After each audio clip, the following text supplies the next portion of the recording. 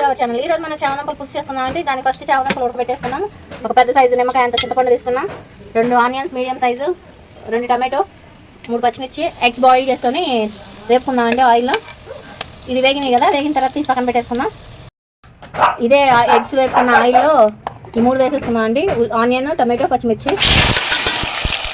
సూపర్గా ఉంటుందండి ఇది చామదుంపల పులుసు. ఈ లోపల ఉడకబెట్టుకొని తోలు తీసుకున్న చామదుంపలు కట్ చేసుకొని పెట్టుకుందాం పక్కన. ఇది వేగుతూ ఉంటుంది. ఇలా వేగినాయి కదండి, 3/4 వేగినాయి కదా. ఇప్పుడు కొంచెం పసుపు తగినంత,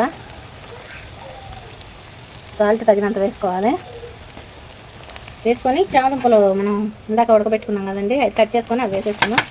కొంచెంసేపు వేగనివ్వాలి.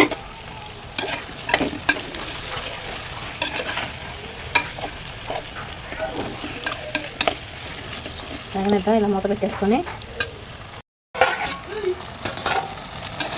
ఇలా వేగింది కదా కొన్ని సేపు. వేగిన తర్వాత కరివేపాకు వేసేసుకుందాం.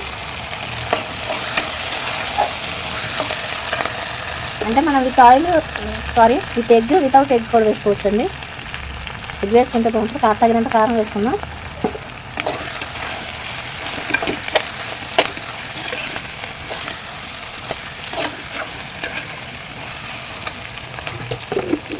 ఇలా కారం వేసుకున్నాం కదా, తగినంత పులుసు, చింతపండు పులుసు ఇందాక నేను చూపించాను కదండి, పెద్ద నిమ్మకాయ సైజు అంత వేసి ఆ పులుసు పోసేసుకోవాలి వెంటనే.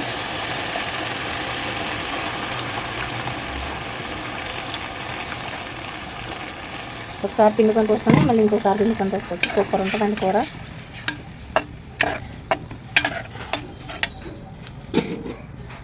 ఇలా మనం పులుసు పోసిన వెంటనే నేను ఎగ్స్ వేపుకున్నప్పుడు గంటలు పెట్టుకున్నానండి. ఈ ఎగ్స్ వెంటనే వేసేసుకుందాం. అప్పుడు చక్కగా ఎగ్లోకి పులుసు, ఉప్పు, కారం మొత్తం పట్టి సూపర్ ఉంటుంది టేస్ట్.